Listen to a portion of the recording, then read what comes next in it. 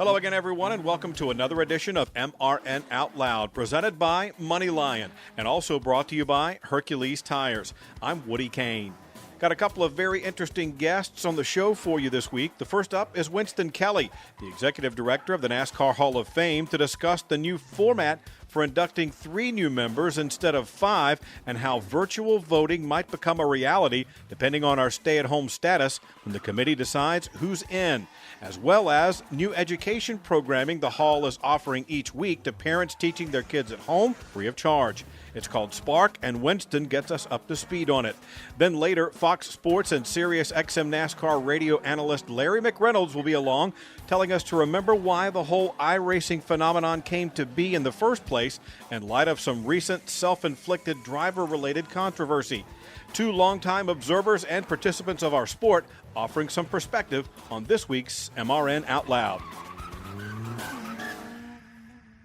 Race fans, it's time to turbocharge your money with Money Lion Instacash. Instacash is an easy, zero-interest cash advance that doesn't hurt your credit and with a limit up to $250. It's designed to help you cover unexpected expenses, like stocking up on groceries or filling up your tank. Just download Money Lion and start using Instacash. Stop missing out and start joining in. Download the Money Lion app today. Money Lion, here we roar. Citywide to countryside. Whatever you drive, wherever you go, Hercules Tires has the value, selection, and industry-leading warranty to get you there, no matter where the road takes you. Go to HerculesTire.com. There you can find the nearest authorized Hercules retail location to you. Plus, you can use the tire tracker to find out which Hercules tire fits your vehicle the best. That's HerculesTire.com. Hercules Tires. Ride on our strength. Winston Kelly is the executive director of the NASCAR Hall of Fame, and he joins us now to talk about something that everybody, at least those with kids or who know folks who have kids, are interested in, and that's things to keep the education plan rolling while the schools are closed. Winston, welcome to the program. It's been strange times for everyone, but it seems like even busier, if that's possible, for you guys at the Hall of Fame. Yeah, anybody that thought that we were going to go check out at home and have a bit of a vacation, that has been far from the case. We've been very, very active, working remotely on a lot of different fronts, from planning for our 2021 induction ceremony, our new class, our nominees that we'll talk about. But one in particular that we're very proud of is our education program. And having a very strong education program is something that was a part of our vision since day one. And over the last 5 years, it has grown to about 15 to 17,000 students on an annual basis. And it has evolved over the last couple of weeks from the point that when schools were closed, but before facilities were closed, we had reached out to the schools to see how we could bring the program to them. Mm-hmm. Wasn't long after that the stay-at-home orders came out, and we had made the determination right before that it wasn't safe for us to entertain a lot of guests. So our education program manager, Eliza Russell, along with our marketing team, took our program and put it online. And one of the things that's fascinating about it is it's not a cut and paste process. We've got about 30 different modules within our education program, but it wasn't just a matter of you took a lesson plan and cut and pasted it. You needed to customize it to an online process. They added videos and things like that. And there's a number of different scenarios and a number of different modules that we keep adding to each week, from 10 minutes to 60 minutes. The name of it, we should say, by the way, is Spark Online Education. And I'm looking at some of the videos as we're talking here, and it's substantial. This is not just a, hey, kids, here's some stuff. Have fun. See you next week. Yeah, and we had outreach both from the industry to the hall. We've heard from a number of folks. Wendy Belk, who coordinates our industry relations, has heard from a number of folks and had a number of the industry folks tweet it out and share their perspective. And some stay-at-home parents have said they thought it might be coloring books or something like that. And it is so much more substantial than that. First off, you mentioned the videos. We've got iRacing in our simulators, and we've also got somebody in our marketing team who's very adept at that. So we've worked with the iRacing folks, as busy as they are with the racing, to have a NASCAR Hall of Fame car that emulates what the lesson plans are, and using our mascot champ, the cheetah, in some of those as well. And these programs, it's almost like you've got a buffet from which people can select. You can go in and get a 10-minute item on something like physical fitness, but you can also dive very deeply into a variety of STEM-based products, science, technology, engineering, and math, as well as some activities that are fun. It's got lesson plans for adults, and if I had kids, I would certainly need that. Me too. You can kind of click down into as much as the student wants or needs, or as much as the parent wants to go through with them. They'll give examples of, here are some things at your house that can replicate, say, force in motion as one of the ones, or friction, and some of the different projects that are out there. So you can use things at home where those would normally be supplied or a part of the program at the NASCAR Hall of Fame. How can folks find out more and get involved? And is it a sign-up thing, or is it just go and get it every week? It's free online, NASCARHall.com/spark, and you can select of the 12, 13 programs that are out there. We're updating and putting out new videos and new areas of focus each and every week. And this week is a little bit more fun because so many of the schools in our area here in Mecklenburg County are out this week, and the teachers are encouraging the families don't have schoolwork this week. So then we'll pick back up with a third and fourth iteration of areas of focus, but there'll always be a dozen to 15 that we'll keep adding on of programs depending on the student's interest and need. And they're broken down into different grade levels from 1st through 5th, 6th through 8th, and then 9th through 12th. So it's for children of all ages as well. Well, Winston, let's shift gears for just a second and talk about the NASCAR Hall of Fame specifically, because there have just been some new nominees announced. Some guy named Dale Earnhardt Jr. was among them. He was only a 15-time most popular driver, but it's a little different this year than what folks may have become accustomed to in the past. Tell us what's changed.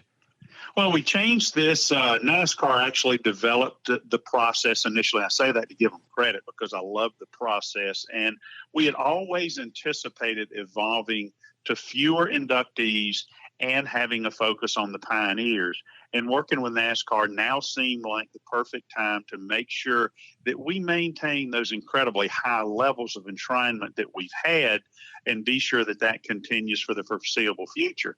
We needed to have larger numbers in the early years because it was a 60-year-old sport when we opened back in 2010.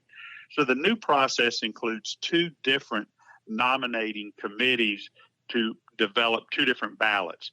There's the nomination committee for the modern era, which are people whose career started within the past 60 years of a given class. So that would be 1961 and forward for the class of 2021.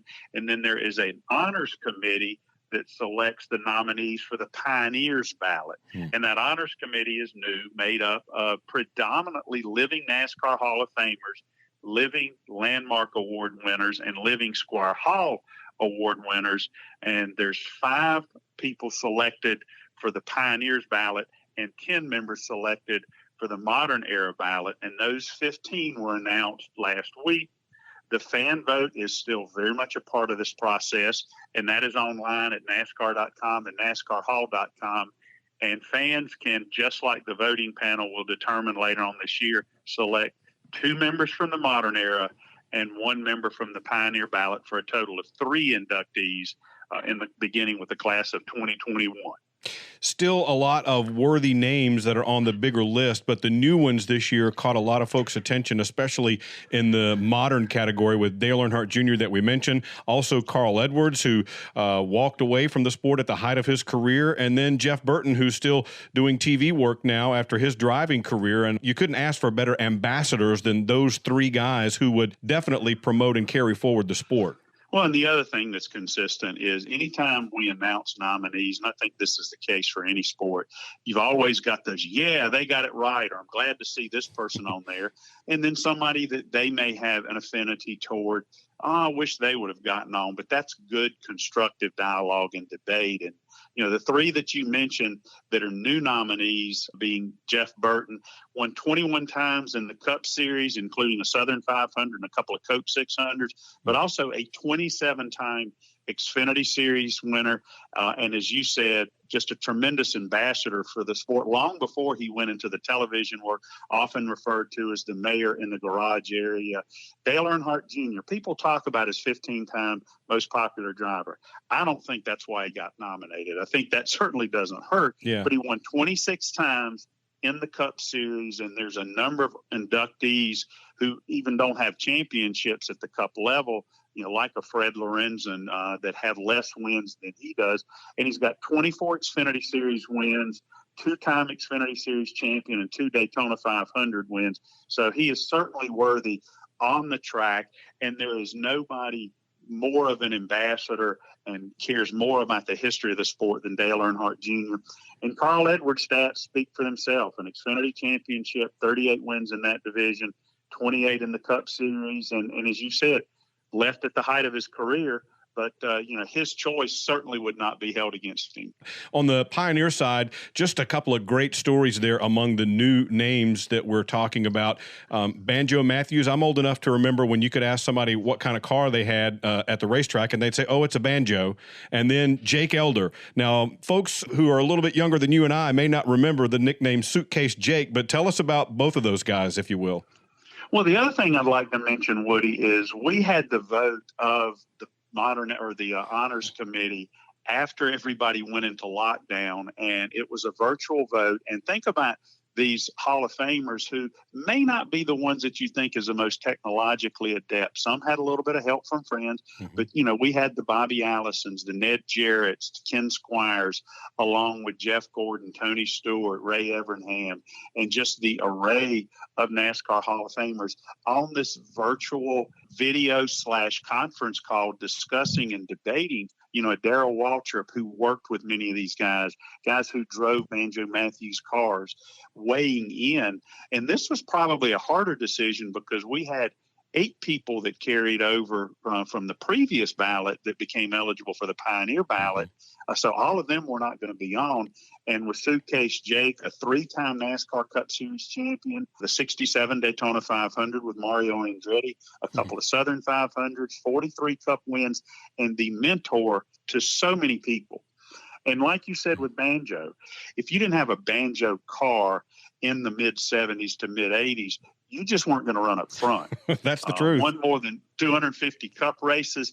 And he also, as a driver, won 50 races in NASCAR's modified division. So Banjo Matthews, multi-talented. And honestly, he had been on my ballot the last couple of years for the overall ballot. So, one that I was glad to see get on along with Red Farmer, Herschel McGriff, and Ralph Moody. Well, that brings up a question. You mentioned the how we got these Pioneer nominees, and if we get to the time where the class for next year is being voted on, will you guys go to an electronic format for that if it becomes necessary? Yeah, we're looking at all different kind of options, just like every business and just like NASCAR. And our discussions with NASCAR center around the NASCAR schedule and our ability to be open. Our preference is to have a vote in person like we have in the past, where fans can be a part of that. If that is not a reality, either first and foremost for the safety of those that are on the panel and the safety of our guests. And when you look at the NASCAR schedule as well, when we go back to racing and, midweek has tended to be a time when we would do this, and we could look at a virtual voting process. We could look at a hybrid where those who could be in person and those who would dial in. So, those are all options. If there is a positive out of this situation, there's a lot of creativity and innovation coming in so many areas, whether it's our Spark education program or, if somebody would have told me 2 years ago, or even in February when we announced the new honors committee that we were going to have a virtual conference call with the Hall of Famers from years past, I would have said, you've got to be kidding me. It could not have worked better. I mean, I could not give a bigger tip of the hat to Amber Wells and Corey Pasaka and Josh Hamilton and everybody from the NASCAR team for coordinating that, even offering practice sessions for people to dial in who may not have done that. Busy times, a lot of folks working from home, and the NASCAR Hall of Fame continuing to get things done, both with the Spark program and the new class for the NASCAR Hall of Fame that will be voted on later this year. Fans can still vote as well. Check it all out at NASCARHall.com. Winston Kelly, the executive director, thanks for your time. Always a pleasure, Woody, and best to you and your family and everybody at MRN. Stay safe and healthy. Will do. Thanks. Hi, folks. Mike Bagley here. At MRN, we rely on equipment from Racing Electronics. Joey Logano to the lead on the back straightaway. Racing Electronics has scanners and headphones. We can listen to every uncensored conversation between driver and crew. You won the championship, baby, yeah! And when we need live audio, in-car cameras, and up-to-the-second statistics, we use their latest handheld unit called Legend. To learn more about these products and many others, visit racingelectronics.com. Racing Electronics, the official two-way communication partner of MRN. Race fans, it's time to turbocharge your money with MoneyLion Instacash. Instacash is an easy, zero-interest cash advance that doesn't hurt your credit and with a limit up to $250. It's designed to help you cover unexpected expenses, like stocking up on groceries or filling up your tank. Just download MoneyLion and start using Instacash. Stop missing out and start joining in. Download the MoneyLion app today. MoneyLion, here we roar. Time now for our financial crew chief segment, where we hear from a NASCAR crew chief about the coming race weekend. This time it's Larry McReynolds, who spent years as a crew chief and now as an analyst on television and radio. It's presented by MoneyLion, the world's most powerful financial membership. MoneyLion, here we roar. Larry McReynolds joins us now, former crew chief and analyst at both Fox Sports and Sirius XM NASCAR Radio. Larry, thanks for your time, and this is just a strange environment, strange situation for all of us right now, and I guess you're like everybody else, just trying to figure it out day by day as we go. Yeah, I mean, that's absolutely it, Woody, just taking it one day at a time, trying to see what the next day brings, trying to make the most and the best out of a really bad situation. You know, staying busy, still doing a lot of stuff for Fox and FS1. Of course, the virtual racing we've been doing. We did take the Easter weekend off. Race Hub returned a couple of weeks ago. We're doing it kind of a modified version by good old Zoom from our home offices, and still doing Sirius XM NASCAR Radio every day with Daniel Trotta. So staying busy, but yeah, just trying to take it a day at a time. I think that's all we can really do. I was asking Jimmy Johnson about this the other day, and even though it's not really a close comparison, the nearest thing I can think of for the racing community like this, and of course the whole country, was 9/11, but there may be a few similarities, but still very different. What do you remember about that time and how it impacted the racing community? No, I mean, this is my 40th year in NASCAR, and I'm 61 years old. And, you know, I look at my entire lifetime, and that's the only time that I can remember really kind of being scared, Woody, just with the unknowns. But to me, the difference about 9/11 versus what we're going through right now is just a few short days after that happened. And I preface by saying, you know, here, even almost 19 years later, we will never, ever forget that tragedy and the people that lost their lives and the people that lost loved ones and friends. But a few days after that, I think we could see the light at the end of the tunnel. You know, yeah, the world essentially, our country was shut down for the better part of a week. But we were back at Dover, Delaware about a week and a half later, still with heavy hearts, but we were back at the track. And I guess now we're well over a month into what's been going on, and in my book, we haven't reached the bottom of the valley yet. We're still spiraling down, and people ask me all the time, what do you think the plan is? What do you think we're going to do? It's like, there's no way to make a plan until we know we tapped out with where we're at. And to me, that's the biggest difference in what's going on now, Woody, and back to 9/11.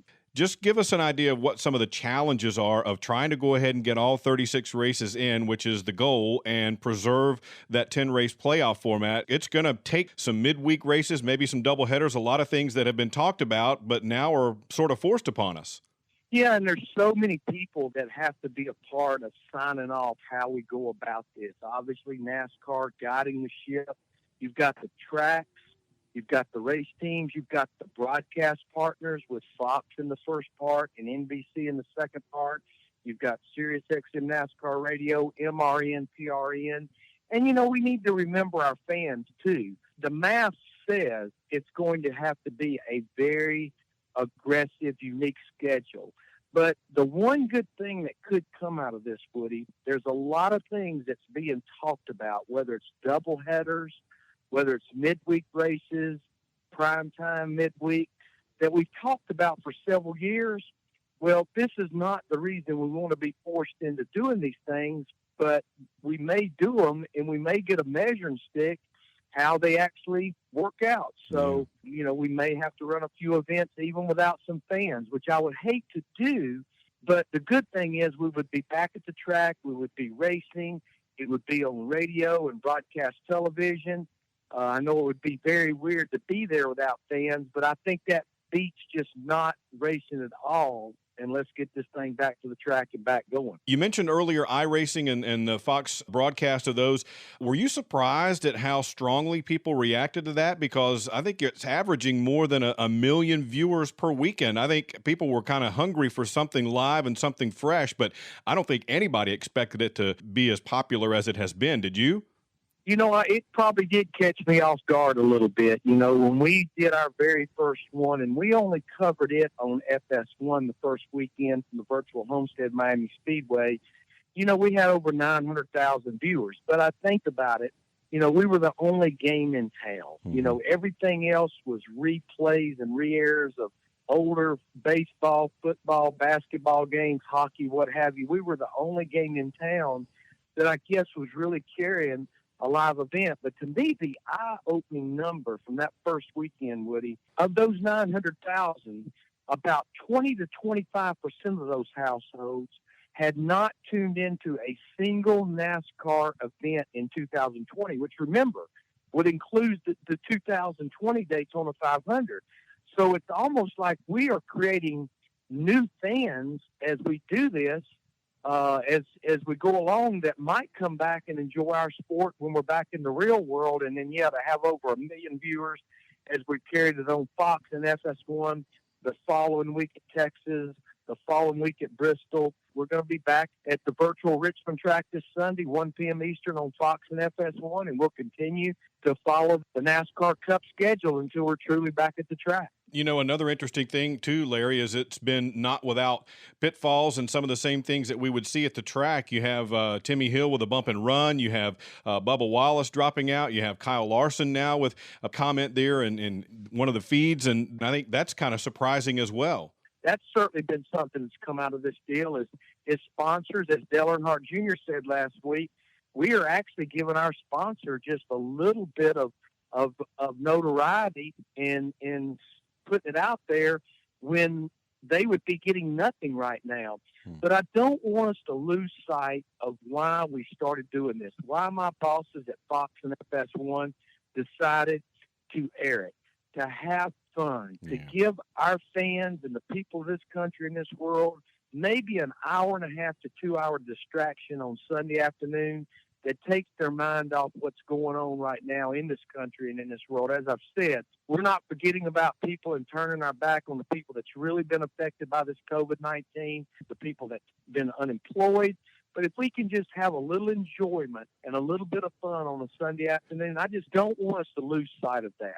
Keep that in mind. Have fun with that this weekend, because I know folks are enjoying some kind of live competition on the air, as you say, and I don't think any other sport is as prepared or ready for this as the NASCAR world is. Some of the other sports, it just doesn't seem to relate as well as it does in the NASCAR side.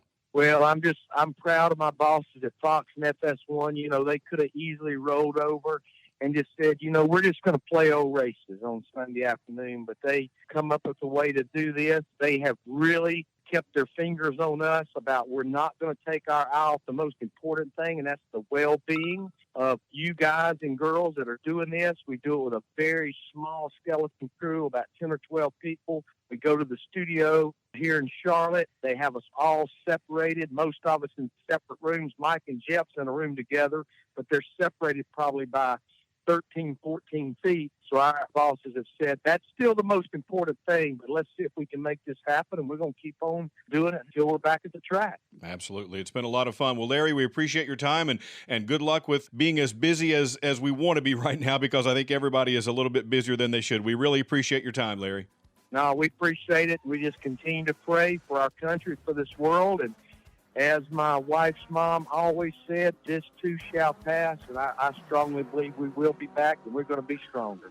There you go. Larry McReynolds, analyst for Fox Sports and SiriusXM NASCAR Radio. That's all the time we've got on this week's edition of MRN Out Loud. Thanks for joining us. It's been presented by Money Lion and also brought to you by Hercules Tires. I'm Woody Kane, and we'll see you next week.